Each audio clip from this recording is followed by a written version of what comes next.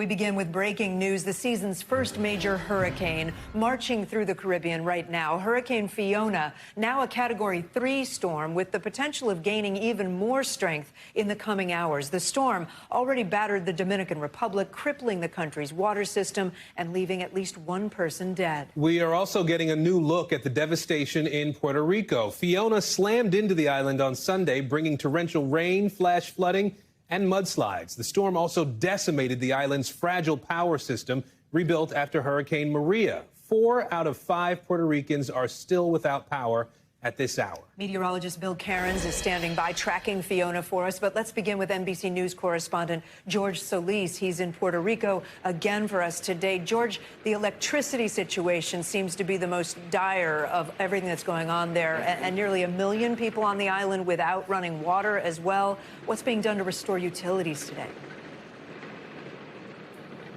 Yeah, Kate and Aaron, we are actually starting to see some of the work crews going out to assess some of the damage, and I want to show you what some of these crews are seeing throughout the island. Behind me, you can actually see one of those power poles there down on the street. Crews already assessing this one, and not even a few yards from me, we have another one here that's down on the curb, snapped like a twig by the intensity of Hurricane Fiona.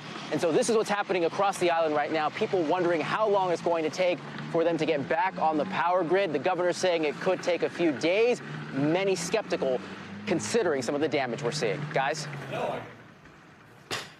George, you know, it's been exactly 5 years since Hurricane Maria hit that island, but the recovery effort really had just begun there in earnest anyway. How is Fiona complicating that, and what are you hearing from people there? Yeah, that's right, Aaron. Here we should be talking about how far the island has come since Hurricane Maria, and instead we're talking about recovery efforts that are now beginning. And a lot of people are frustrated that they are enduring this once more. I had a conversation with a local here who was in Ponce as Fiona struck. He told me he collected supplies, they had water, but still this storm seemed to catch them off guard. Take a listen to what he had to tell me. How do you guys feel? It's the anniversary of Hurricane Maria, and again, you have no power. Bueno, nos traemos los recuerdos porque el huracán fue un poquito más fuerte que esto, pero nos traemos los recuerdos, a vernos así en la situación prácticamente la misma. Nos trae un poquito de malos recuerdos. Yeah, Josanne says this day brings familiar feelings. It's a bad memory. Here we are repeating history in a sense, 5 years to the day, and again, the people here in Puerto Rico have no power.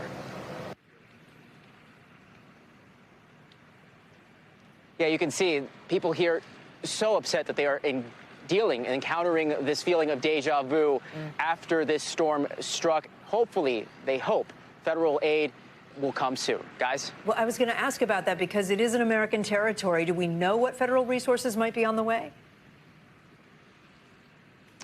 Yeah, Kate, we know that the FEMA administrator is going to be visiting the island today, and already there are a number of federal resources here on the ground, more expected to come in the coming days to begin assessing some of the damage and hopefully start handing out some of that money that this island will need to begin yet again with recovery and repair.